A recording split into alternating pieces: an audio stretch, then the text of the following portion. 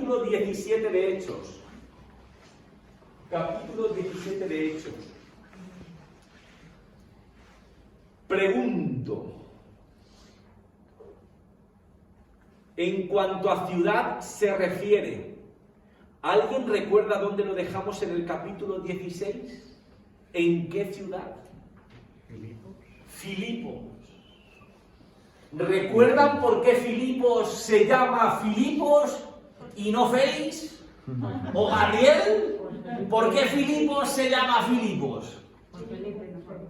El padre de Alejandro. Por el padre de Alejandro el Grande. El gran Filipos. Que en su batalla con el enemigo fortalece la ciudad y le cambia el nombre. Tenía un nombre del cual no quiero acordarme, que en nuestro castellano moderno significa como las fuentes, y él lo cambia por Filipos. Vale. En Filipos vimos que Pablo no hace acepción de personas. Él predica a todo tipo de personas. Da igual si tienen mucho dinero o andan pelados, como tiene el día 20 de mes. No te enfades, que esto es una broma. Está ahí el día 20, está mirando y dice, ya no llega. Mira, Sofía se ríe, Llega ya, mañana es día 20, o sea, a partir de mañana, ¿quién sufre? Pues mañana es 20 ya, Es que compras mucho langostino, Pedro. Es que no te faltan los langostinos en la mesa, macho. Bueno, pues vemos que en Filipos él predica a todo tipo de personas. A los ricos, claro que sí. Tenemos a Lidia, vendedora de púrpura. Yo siempre había pensado que se dedicaba al tema de la tela, pero creo que va más encaminado a un tinte, ¿vale? Pero que dejaba pingües beneficios. El negocio le daba Tere para veranear en Hawái. Lidia vivía bien. Tenía buen colchón en casa. El frigorífico, no como el de Marimar, estaba lleno. El de Marimar los lunes no va mal, pero los sábados da pena. Están en día de reposo. ¿Vale? Ahí tenemos a Lidia y se convierte. Y el pastor puso mucho énfasis en el bautismo. Genial. Pero vimos el fruto de esa conversión, que se traducía en hospitalidad. Alojó a Pablo y a Bernabé. No, a Pablo y a Silas. Hay un cambio de pareja. Dejamos ahí un enfrentamiento con Bernabé a causa de Juan Marcos. Un pipiolo, un joven impulsivo que empezó muy rápido, pero tan rápido como empezó, se nos echó para atrás. Y Pablo tenía memoria. Y le dijo, tú a mí no me la haces dos veces, guapo. Claro, el otro, como era familiar, tenía tendencia a perdonar. Pero Pablo le puso una cruz hasta que 20 años después vemos que se la retiró. Ya le perdonó. Ya tenemos a Juan Marcos como el autor de un evangelio, que estamos... Esos son palabras mayores. Guadalupe. Yo no escribo ningún... Bueno, si yo puedo escribir, no escribo nada. Ni evangelios ni nada. Ni cartas. Sofía, ya no escribimos cartas. Como antaño, de enamorados, mandábamos cartas que llegaban 15 días después. Ahí tenemos a Juan Marcos escribiendo el evangelio. Y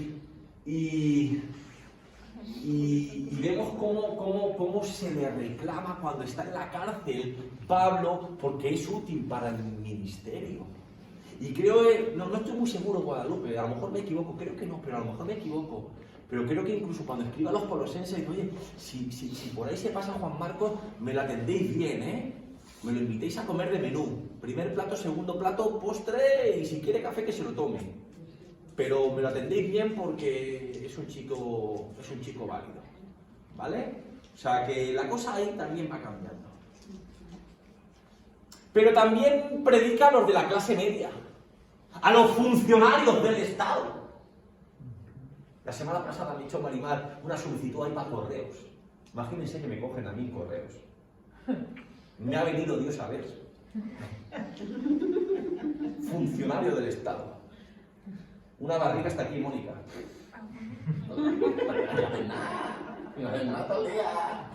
Pues ahí tenemos a un funcionario de prisiones, José, ¿te acuerdas? Funcionario de prisiones. Que nos coge a Pablo y a Silas y le pone en el peor lugar de la cárcel. Y le pone cepo hasta las orejas. Que van a pasar así con que me oigan, vale. Le pone cepo hasta las orejas. Le atan de pie, de mano, de cuello, de todos lados. De todos lados. Y también se convierte. ¿Y esa conversión en qué se traduce? Pues ya lo vimos. Limpia las heriditas a los que están en la cárcel. Eso significa que antes de dejarlos ahí les han dado una buena mantapalos, ¿eh? Han dado ahí y lo han dado bien. Les pusieron finos y él les limpia. Y también les da de comer en su casa. No les compra un bocadillo del bar de la esquina, se los lleva a casa. Y también predica, o también se preocupa Pablo de los de la clase baja. Y ahí tenemos a la pitonisa Lola. ¿Dónde está eso en la Biblia? No, la pitonisa Lola no existe en la Biblia, pero es esa mujer de cuyos amos se beneficiaban de ella. La chica ahí tiraba las cartas, ahí ejercía con el oráculo y te decía, Tere, eres Tauro, eres mujer complicada, Tere. Vas a tener un ingreso. El amor está ahí como llamando a la puerta, así, pues algo así hace esta mujer, ¿no? Pero la cosa es que no funcionaba. Se conoce que de 100 cosas, 51 por lo menos acertaba. Y la cosa es que le quita ese espíritu maligno y claro, pues los amos como que no hacen un culto de adoración. Se lo quieren cargar ahí, ¿no? Así lo dejamos. Y nos vamos al capítulo 17. ¿Lo hemos explicado bien o no, Alfredo? Lo hemos tuneado un poco, ¿no? Pero por ahí van los tiros, ¿no? Pues, capítulo 17 de Hechos. Para Marisa, que estaba haciendo los deberes porque no los hizo en casa. Digo, Marisa, no me mira, no, es que estaba leyendo el capítulo 17. Capítulo 17. Salen de Filipos, no se me olviden. Filipos sale. Versículo 1. Pasando por... bueno, claro, gracias Alberto. Mira, no me ha dicho nada, ¿no? Nada. Miren, hermanos, me los voy a poner aquí en contexto. Ahí está, ¿ves? Aquí sucede lo de Lidia, lo del funcionario de prisiones, lo de la bruja loba, todo eso aquí. Y ahora se va a Anfípolis. ¿Lo pone la Biblia o no, Alfredo? Sí. ¿Me estoy equivocando o no? Está bien, está bien. Vale, bueno. Anfípolis. ¿Y de Anfípolis a dónde se va? A Polonia, que no está en este mapa, pero está entre Anfípolis y Tesalónica. ¿Vas por ahí? ¿Ves el puntito? Ahí. Y llegaron a Tesalónica, donde había una sinagoga de los judíos. Fíjense, hermanos, la economía verbal. En una frase, Tere ha recorrido 150 kilómetros, como si nada. Parece un paseo. Pues nada, yo salí a andar esta mañana y llegué hasta Fuenlabrada 2, de Fuenlabrada 2 al Naranjo, del Naranjo me fui a la Manzana, como si fuera un paseo. Pero es que de Filipos a Anfípolis hay 50 kilómetros. De Anfípolis a Apolonia hay 45 kilómetros. Y de Apolonia a Tesalónica hay 55 kilómetros. O sea, un viaje de 150 kilómetros en una frase. Y no en un buggy, Alfredo. ¿Sabes cómo? A patita. Yo no sé si Pablo tendría muchos músculos en los brazos, pero los pies los tenía duros. Los músculos aquí, los mulos estaban duros.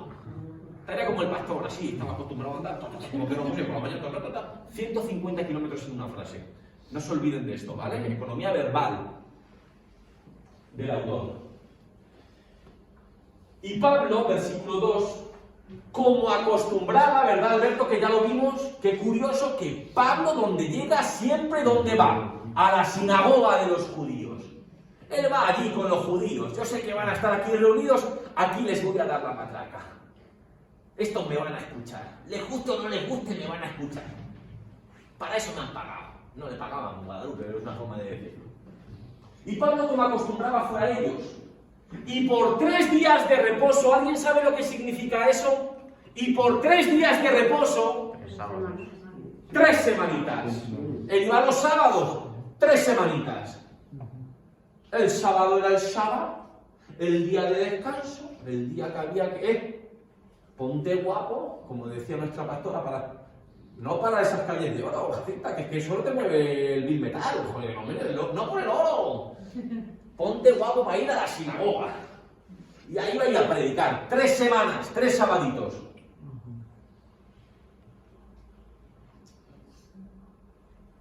Discutió con ellos, declarando y exponiendo por medio de las Escrituras que era necesario que el Cristo padeciese y resucitase de los muertos.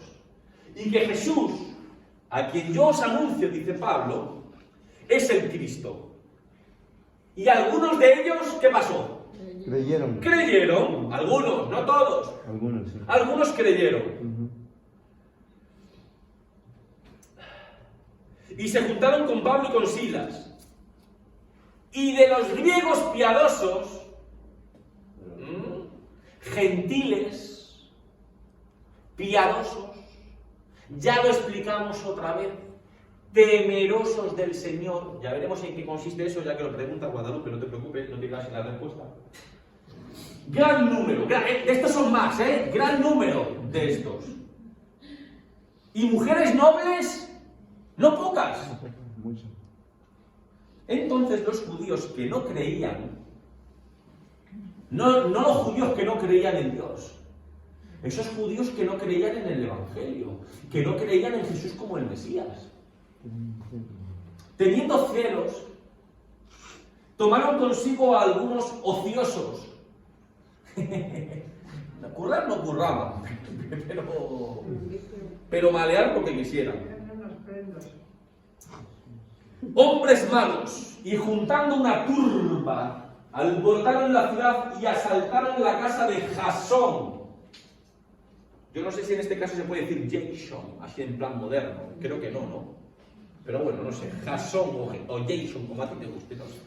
Procuraban sacarlos al pueblo, pero no hallándolos, trajeron a Jasón y a algunos hermanos ante las autoridades de la ciudad, gritando: estos que trastornan el mundo entero, también han venido acá, a los cuales Jasón ha recibido, y todos estos contravienen los decretos de César, diciendo que hay otro rey, Jesús. Y alborotaron al pueblo y a las autoridades de la ciudad, oyendo estas cosas, pero obtenida fianza de Jasón y de los demás, los soltaron.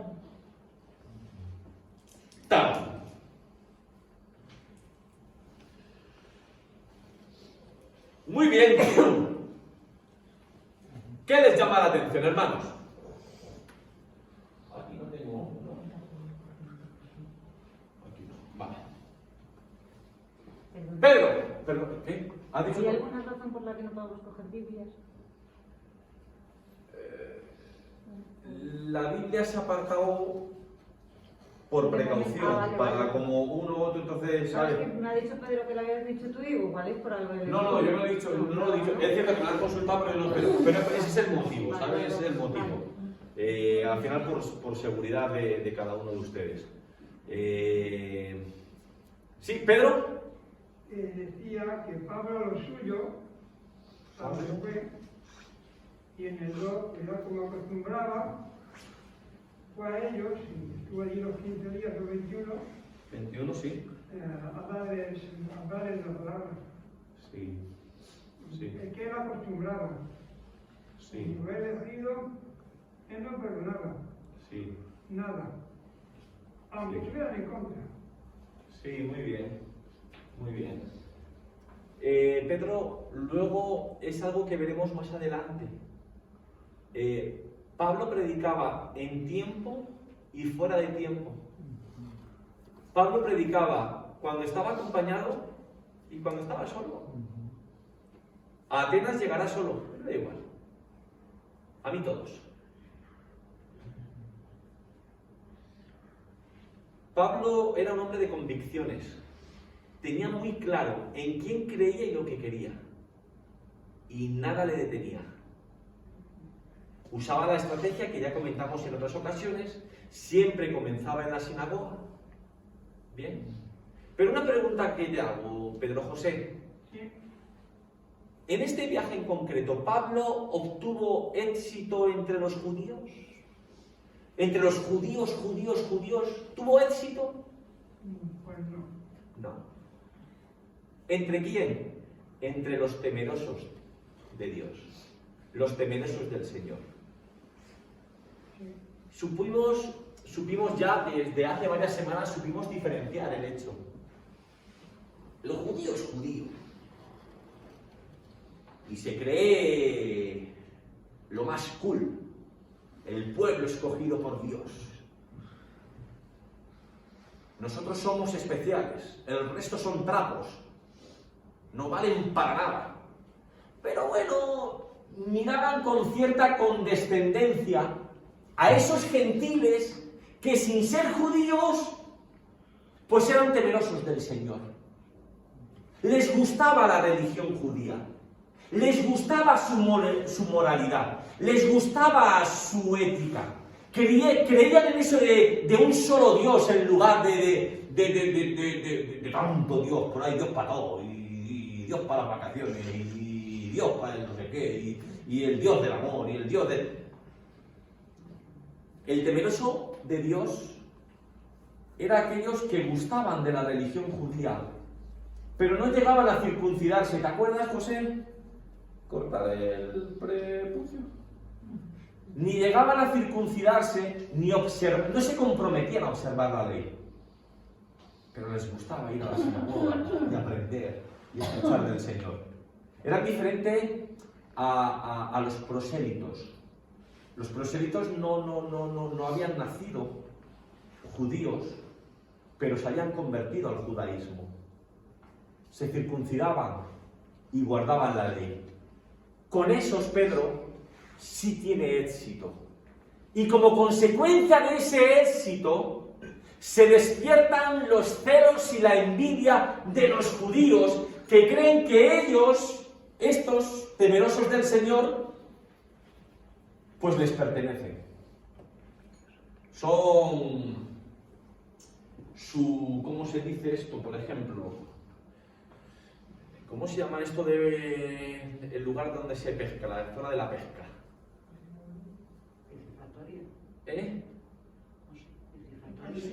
Piscifactoría.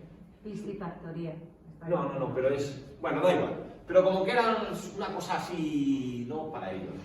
Entonces, Pedro, con estos es que tiene éxito. ¿Algo más, hermanos? ¿Sí, José? No, lo siento, no. Que yo estaba escuchando que dice que algunos creyeron, no todos. Sí, siempre pasa así. Sí, que eso es impresionante, que aún en aquellos tiempos, ellos siendo religiosos, siendo, como te digo, judíos, que creían que ellos eran los únicos, no creyeron lo que Pablo decía, ¿no? Sí. Luego voy a decir una cosa que voy a hilarlo con lo que tú dices, ¿vale? De todas formas, eso, José, siempre ha sido así y no va a cambiar. El mensaje puede ser el mismo, pero no cala de la misma manera en todas las personas. Yo puedo predicar el domingo, Guadalupe, Imagínate que es un día de esos en que estoy inspirado. La respuesta de ustedes no va a ser la misma al mensaje. Tal vez a algunos le haga pensar y reflexionar y decidir que hay algo que tienes que cambiar en tu vida. Pero habrá otros que piensen que ese mensaje es para Guadalupe.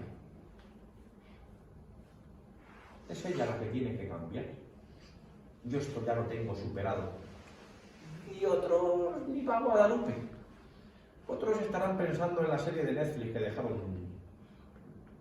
El mensaje es el mismo, la respuesta es diferente. Eso lo aprendimos en la parábola del buen sembrador. La semilla es idéntica. El terreno en que cae es distinto. Y el fruto es diferente. ¿Sí, José? Sí. Bien. Aparte de lo que les he dicho de la economía verbal de nuestro amigo Lucas, hay una cuestión importante aquí en Tesalónica. Era muy importante, Sofía. O sea, fue importantísimo. Esto no tienen por qué saberlo, ¿vale? Es más, les voy a ser honesto. Yo lo he aprendido al estudiar este capítulo, no lo sabía. Y dándome las de listo que no, que ni yo lo sabía. Pero era muy importante que la iglesia se estableciera en Tesalónica. ¿Saben por qué?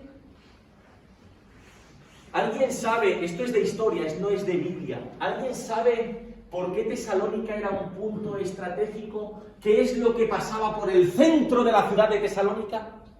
Una ruta. Una ruta comercial. Sí. Muy bien, amigo, apúntate una. La Vía Egnatia. Digamos que son nuestras autopistas actuales. Lo que pasa es que hoy tenemos autopistas de todos los colores. La 1, la 2, la 3, la 4, la 5, la 6. Hay autopistas que aquí no están nunca, ¿eh? Yo la carretera de Barcelona esa yo creo que no la cogí nunca en mi vida. Nunca saben que soy yo, pero yo no cogí nunca la carretera de Barcelona, por lo menos conscientemente. Pero tú no eras vasco. Pero esa sí la he cogido yo. Esa sí la he cogido varias veces. Es la A1, hija, es la A1, Burgos. Es la A1 hasta Vitoria. Bueno, la Vía Egnatia era la calzada romana. Se llamaba así, ¿no? En vez de llamarle la A1 o la 3, era una calzada romana. Y era una ruta comercial. Digamos que la Vía Egnatia, a ver si me sitúo yo por aquí, me estoy dando de listo y lo he visto hace un rato. Salía, a ver, esto es Tesalónica, salía más o menos de ahí, desde el Adriático, recorría así más o menos la costa y subía aquí hasta Oriente Medio, hasta Bizancio, que creo que está por aquí. Yo hago así y en la música me paré, ¿sabes? Qué listo es este hombre, ¿vale? Con este artilugio ahí hay 1000 kilómetros a la redonda. No, Bizancio está por aquí. Y el Adriático está por aquí.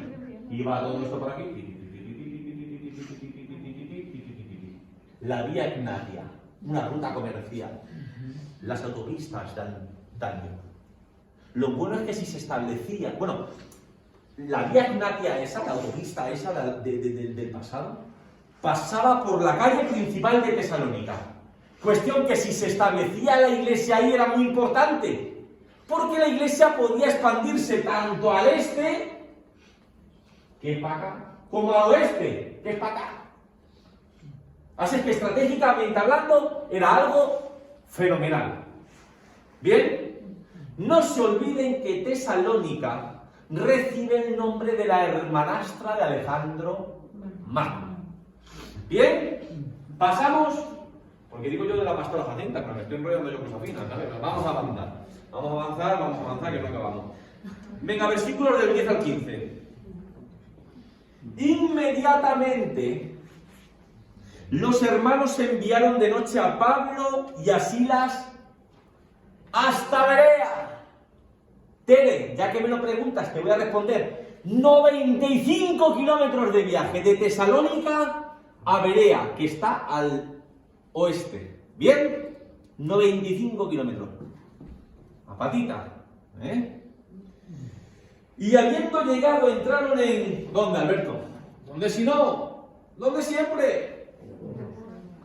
En la sinagoga de los judíos. Y estos, que hay que entenderlo, Alfredo.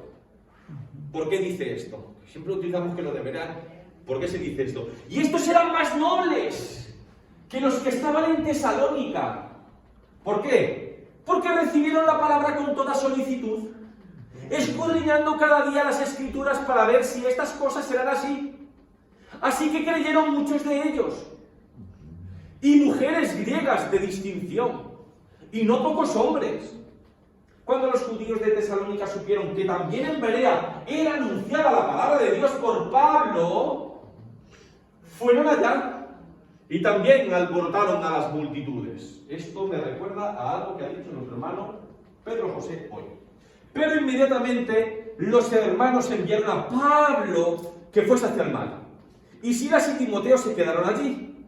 Y los que se habían encargado de conducir a Pablo le llevaron a Atenas.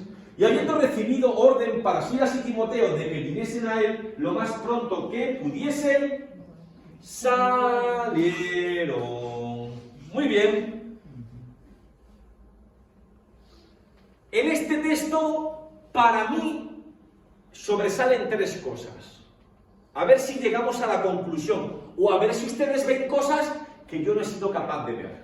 Es cierto que yo hago trampas, porque usted lee aquí el texto de primera. Yo me miro los libros, o sea que yo es como si hubiera copiado en el examen. Tiene menos mérito. Pero a ver, ¿qué cosas destacan? ¿Qué cosas les llama la atención, Pedro José? Pues que pasó lo de Tesalónica, que le oyeron, las noticias llegaron a Berea. Y entonces los judíos y gente así la alborotaron otra vez. Alborotaron la ciudad por las multitudes. Muy bien, Pedro José. Se metió la cosa. Muy bien. Muy bien, guapo. Yo lo he puesto ahí en el punto 2. Pedro, vemos de nuevo el odio envenenado de los judíos, que no solo se opusieron a Pablo en Tesalónica, sino que le persiguieron hasta Berea. ¡Qué pesado! 95 kilómetros persiguiéndolo. Chicos, quedaros en vuestra casa, poneros el Netflix. No seáis cansinos. Aplicación, hermano Pedro, que yo encuentro en esto, no sé si usted la compartirá conmigo. Aplicación que yo encuentro. Estoy convencido de que estos pensaban que hacían la voluntad de Dios. Seguro. Como Pablo, cuando consentía en la muerte de Esteban, pensaba que estaba haciendo la voluntad de Dios. Y eso me invita a ser humilde y a decir feliz, que tus pensamientos o tu forma de entender las cosas no tienen por qué ser la voluntad de Dios.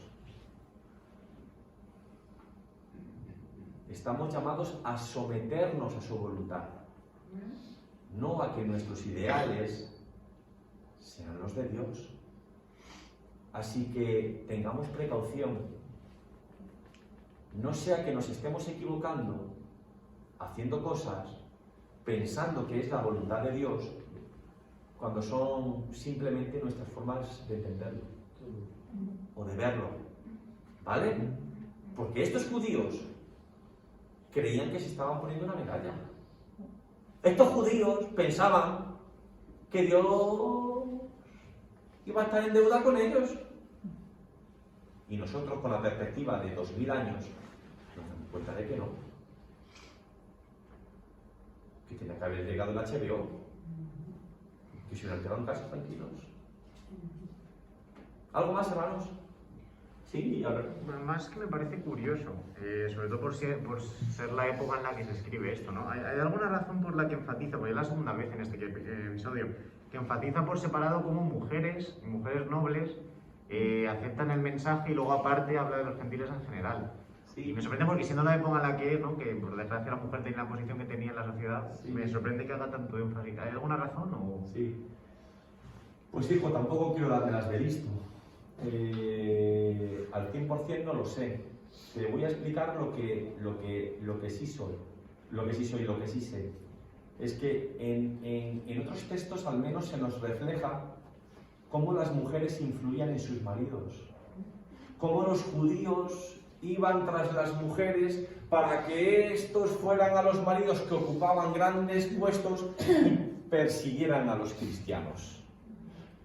Siempre hemos dicho, en estos tiempos modernos, que la Iglesia, no te enfades, José, pero se ve que es una amplia mayoría, como que la Iglesia es cosa más de mujeres que de hombres.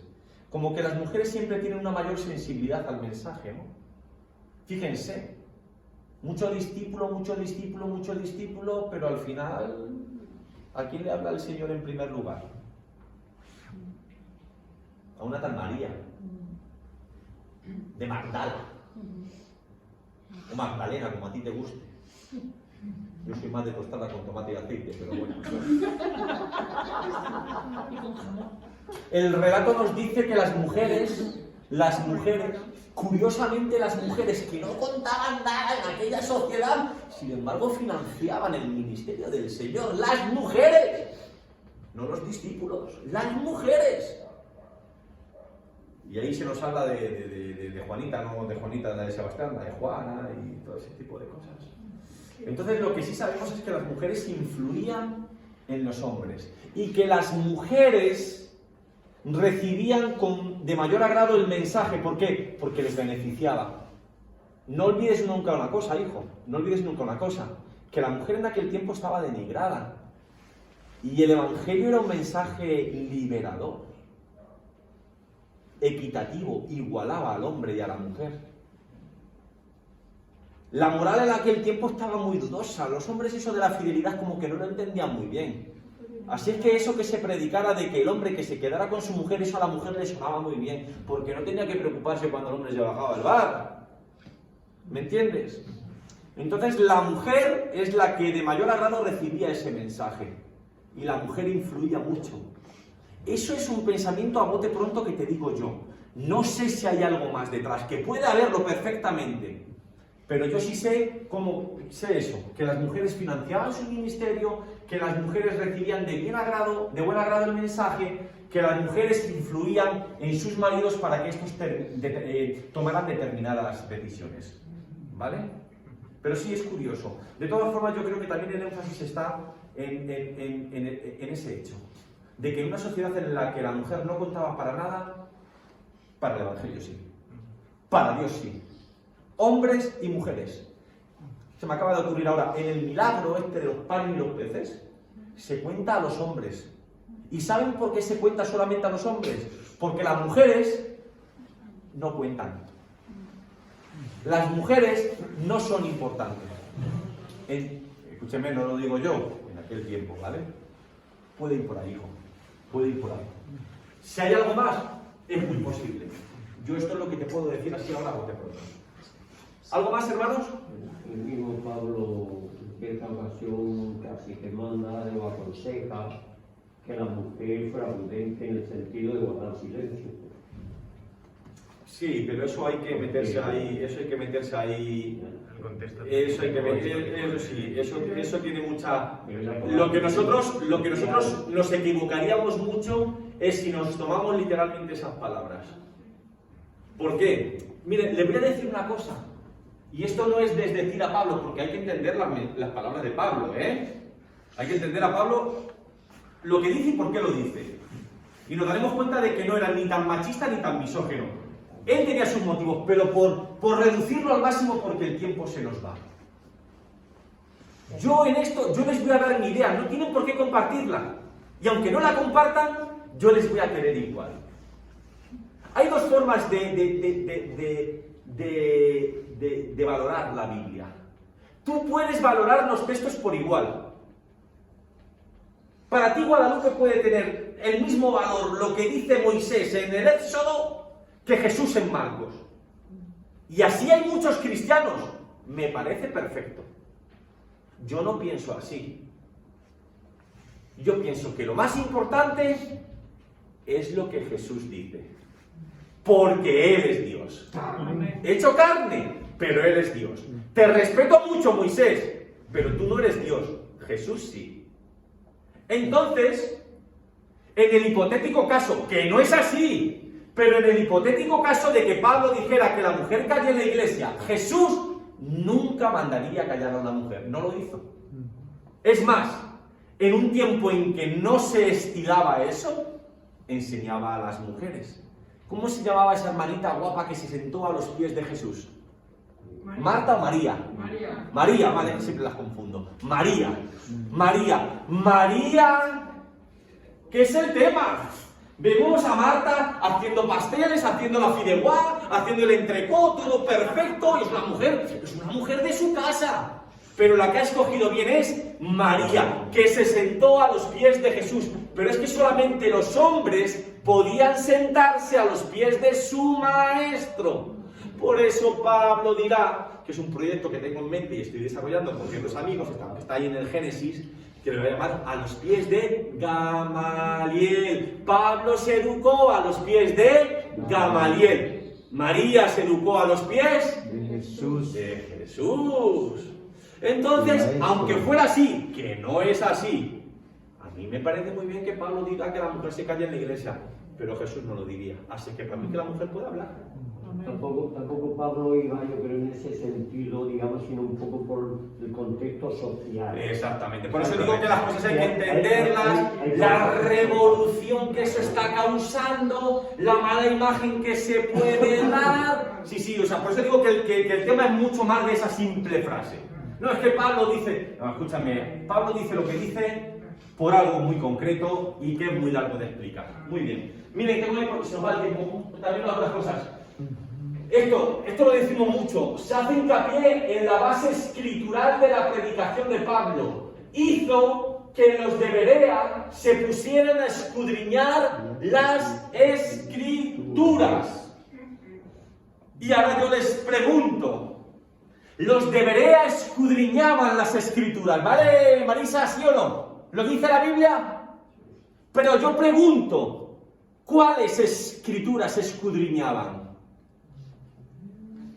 ¿La Biblia? La Biblia no, porque no existía. Es que estudiaban la Biblia. No, anacrónico. La Biblia no existía en aquel tiempo. ¿Ellos qué es lo que tenían? El Antiguo Testamento. Y Guadalupe, ¿qué pasaba? ¿Por qué había judíos que no podían aceptar que Jesús fuera el Mesías? ¿Por qué? Porque había un texto en Deuteronomio capítulo 21 que decía que el que moría colgado era maldito por Dios. ¿Y alguien sabe cómo murió Jesús? Pues murió colgado. Entonces, 2 más 2, 4. Si la ley dice que el que muere colgado es maldito, ¿el Mesías que tanto esperamos puede morir colgado? No. Entonces Pablo tiene que usar las mismas escrituras, lo que nosotros conocemos como el Antiguo Testamento. ¿Y a dónde seguramente apuntó Pablo? A textos como Isaías 53. ¿Alguien lo tiene ahí? Y empieza a leerlo algo así un poquito medio rápido, para que le entiendan ese juego, como a través de la escritura Pablo es capaz de guiarlos y de decirles, sí, bien que la ley dice esto, pero para que ustedes vean que el Señor ya estaba profetizado. ¿Lo tienes ahí, Alberto? ¿Puedes leerlo? No lo vas a leer entero, porque se nos ha ido el tiempo. Espera, ¿cuál? Isaías 53. Espera que estoy. ¿Entero o sea, No, te voy a cortar. Sí. Pero desde el principio. Sí, empieza desde el principio. Te acuerdas. Simplemente para que veáis la analogía con el Señor y os deis cuenta, ay, es verdad que el texto este decía esto. Sí. ¿Quién ha creído nuestro anuncio? ¿Y sobre quién se ha manifestado el brazo de Jehová? Subirá cual renuevo delante de él y como raíz de tierra seca. No hay parecer en él, ni hermosura. Le veremos, mas sin atractivo para que le deseemos. Despreciado y desechado entre los hombres, varón de dolores, experimentado en quebranto, y como que escondimos de él el rostro, fue menospreciado, y no lo estimamos.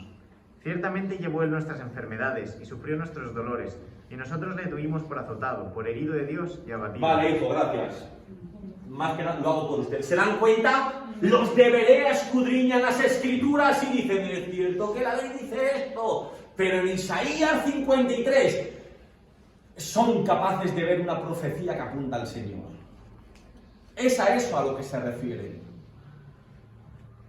Bien, y tenemos ahí una tercera cosa. Vemos de nuevo el valor de Pablo. Este hombre no era de carne y hueso, ¿eh? En Filipo, ¿dónde estuvo? En la cárcel.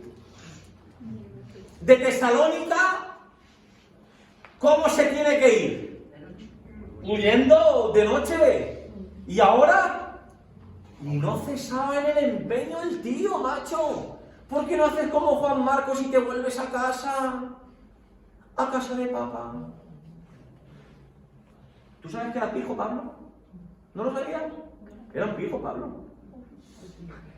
Sí, no, de verdad, Pablo era un pijo. Sus papás eran de dinero. ¿Por qué lo sabes? Porque sí. Porque siendo judío era ciudadano romano. Y la ciudadanía romana solo se compraba de dos maneras. O te la ganabas en el campo de batalla, y no me lo imagino a Pablo en un campo de guerra, o achuntabas. Y para achuntar, ¿qué es lo que hay que tener? Dinero.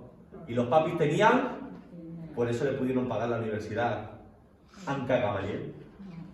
Como dicen en el pueblo, ¿te acuerdas? Anca Gapito, ¿qué? Anca Gamaliel. Pablo era un niño del papá. Bien, pasamos. Venga. Esto es para después. Vamos. Vámonos a Atenas. 17, del 16 al 21. Del 16 al 21. Por más que me lo dice Marimar. Mientras Pablo los esperaba en Atenas, ¿recuerdan lo que les dije? Antes acompañado, pero ahora solito. Mientras Pablo esperaba en Atenas, su espíritu se ponía como loco, viendo la ciudad entregada a la idolatría. Así que discutía en la sinagoga con los judíos y piadosos, y en la plaza cada día con los que concurrían. Y algunos filósofos de los epicúreos y de los estoicos disputaban con él y unos decían, ¿qué querrá decir este palabrero? Y otros, parece que es predicador de nuevos dioses, porque les predicaba el evangelio de Jesús y de la resurrección. Y tomándole le trajeron al Areópago, diciendo, ¿podemos saber qué es esta nueva enseñanza de que hablas? Pues traes a nuestros oídos cosas extrañas. Queremos pues saber qué quiere decir esto. Porque todos los atenienses y los extranjeros residentes allí en ninguna otra cosa se interesaban, sino en decir o en oír algo nuevo. Nuevo. Como se nos ha ido el tiempo, discúlpenme que no les pregunte. Deja Berea y llega a Atenas. No lo hace acompañado Mónica, en esta ocasión va solo, pero le da igual. Él va a predicar. Y en Atenas va a encontrar gente que se le escuche. Atenas en aquel tiempo ya no vivía su edad de oro. Ya no es lo que era. Pero sigue siendo la ciudad universitaria más importante del mundo. También es una ciudad en la que hay muchos dioses. Dicen que había más dioses en Atenas que en toda Grecia. Bueno, se decía que era más fácil encontrar a un dios que a un hombre. Con eso les digo todo. Y allí había mucha gente con ganas de hablar. Estos sabios tenían una cosa interesante, y es que discutían por discutir, no por llevar la razón. La cuestión era argumentar, exponer sus motivos, sus razonamientos, pero para ellos no era interesante ganar la partida. No se trataba de que alguien tuviera la razón, era una cosa de exponer. Y ahí se nos dice en el texto que Pablo se va a encontrar con una serie de personas. Por ejemplo, con los filósofos epicúreos. Ya que estás muy interesada en el tema de los filósofos, Tere, te lo voy a explicar. Los epicúreos, no porque yo lo sepa, sino porque los libros lo dicen, Pues creían que todo era gracias a la diosa Fortuna, cuestión de suerte. Pues he tenido suerte, pues no he tenido suerte, cuestión de suerte, ¿vale? No es que tú te lo trabajaras, es que te caía la cosa. También que todo acababa en la muerte. No les hables de infierno, porque todo acaba en la muerte, en la extinción. Y también que los dioses vivían en otro mundo, en un mundo tan alejado, que no estaban como para ocuparse de las cosas de los seres mortales.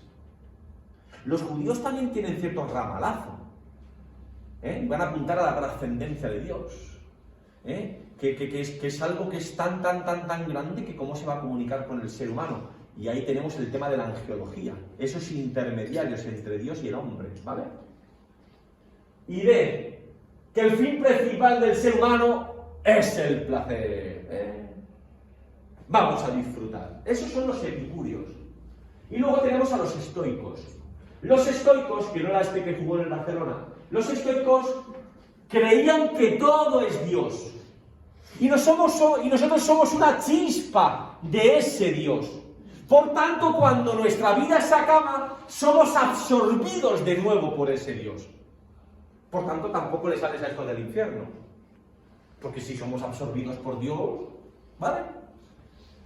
Creían que todo lo que sucede es la voluntad de Dios y por tanto hay que aceptarlo sin resentimiento. O sea, no te pongas cabezona, Sofía. Lo que hay es lo que hay. ¿Vale? No. Acabaremos cuando acabemos y punto. Es lo que hay. Y C, que cada cierto tiempo el mundo se bueno, esto es un rollete, pero ya me entienden, ¿no? Ahí está. Pues con esos Pablo va a hablar. Se nos dice que es llevado al Areópago, que en griego, traducido al griego, ya sea hasta griego, significa la colina de Marte. Y eso era como una especie de jurado. Ahí es lo más intelectual, lo más listo que había. El Feli estaba ahí. No eran más de 30. Pero imagínense, ahí había sabios inteligentes y eso era lo más de lo más, pero no eran más de 30. Pues ahí va Pablo, Pedro José. Predícanos y anda que se corta. Vamos para atrás. Avanzamos. Versículo 22. Entonces Pablo, lo que es ya hasta el final, y así rematamos la faena, porque lo tengo en dos partes, pero rematamos. Desde el 22 al final. Entonces Pablo, puesto en pie, en medio del Areópago, dijo: varones atenienses, en todo observo que sois muy religiosos, porque pasando y mirando vuestros santuarios, hallé también un altar en el cual estaba esta inscripción: al Dios no conocido. ¿Esto sabe de dónde viene, José? De un poeta cretense llamado Epiménides, que 600 años antes, cuando hubo una peste terrible, tuvo una idea increíble. Digo, desde el Areópago soltemos ahí un rebaño de ovejas, y donde la oveja se asiente, se la entrega o se la sacrifica al Dios que esté más cercano. Y llegó uno y dijo: muy bien, Epimínides, y si no hay un Dios que esté cerca, ¿qué hacemos? Pues se lo ofreceréis al Dios no conocido. Así es que en Atenas había muchos dioses no conocidos, tantas como ovejas se habían puesto lejos de un. ¿Me entienden? Pablo sabe y lo irá todo el tío, Está sabio el Pablo, Al que vosotros adoráis, pues sin conocerle es a quien yo os anuncio. El Dios que hizo el mundo y todas las cosas que en él hay, siendo Señor del cielo y de la tierra, no habita en templos hechos por manos humanas, ni es honrado por manos de hombres como si necesitase de algo. Pues él es quien da a todos vida y aliento y todas las cosas. Y de una sangre ha hecho todo el linaje de los hombres para que habiten sobre toda la faz de la tierra. Y les ha prefijado el orden de los tiempos y los límites de su habitación, para que busquen a Dios, si en alguna manera palpando puedan hallarle, aunque ciertamente no está lejos de cada uno de nosotros. Porque en él vivimos y nos movemos y somos, como algunos de vuestros propios poetas también han dicho. Ahí está él. ¿Por dónde voy?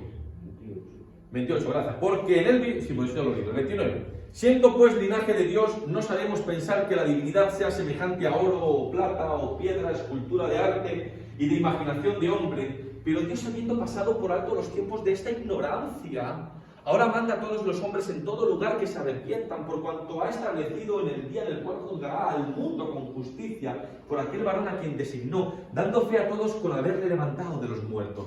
Pero cuando oyeron lo de la resurrección de los muertos, unos se burlaban, otros decían, ya te oiremos acerca de esto otra vez, y así Pablo salió de medio de ellos, mas algunos creyeron, juntándose con él, entre los cuales estaba Dionisio el Areopagita y una mujer llamada Damaris, y otros con ellos. Vamos muy rápido, hermanos. En esta predicación de Pablo hay cosas importantes que tenemos que destacar. Número 1, a Dios no le hacemos nosotros. Al contrario, Dios es el que nos ha hecho a nosotros. Por tanto, no puede ser adorado con cosas hechas por los hombres. A esto que dice el apóstol Pablo, tenemos una aplicación importante. ¿Quién es nuestro Dios? Aquel al que le dedicamos nuestra mejor energía, nuestro mejor tiempo, nuestro mejor pensamiento.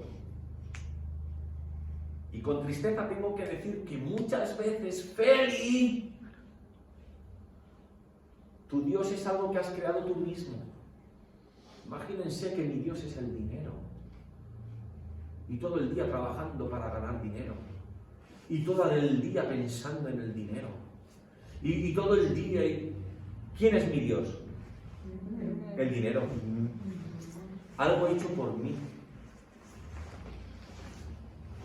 Eso no es así.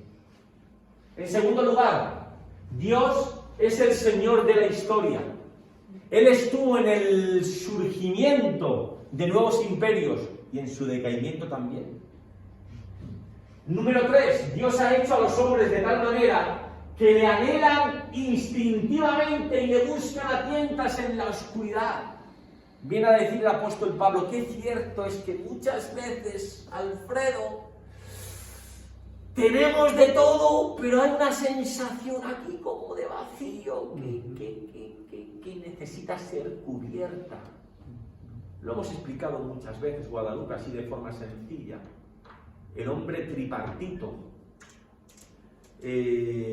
o se puede dividir también en dos partes, ¿no? El ser interior y el ser exterior. El ser exterior es todo lo que vemos y lo que percibimos. Qué delgadita se nos ha quedado nuestra hermana Jacinta, el ser exterior. Pero el interior nadie lo ve. Y ese interior, al fin y al cabo, es lo que termina comunicándose con Dios. Eso que tenemos de espiritual, de almático. Y muchas veces tratamos de suplir lo exterior y nos olvidamos de lo interior.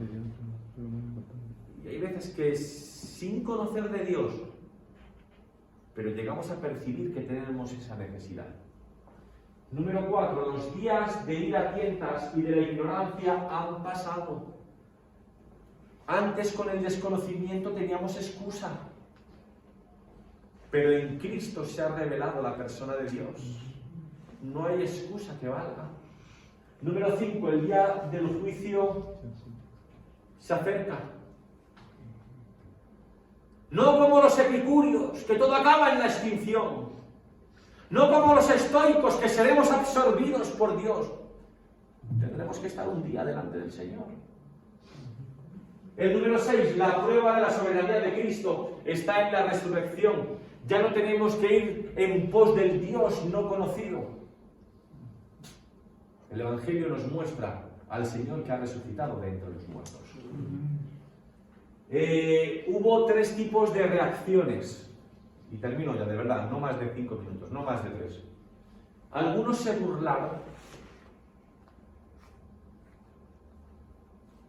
Conclusión para mí, Adrián, que hay cosas que nos podemos tomar a chiste, pero acaban en tragedia. Número 2, algunos aplazaron la decisión.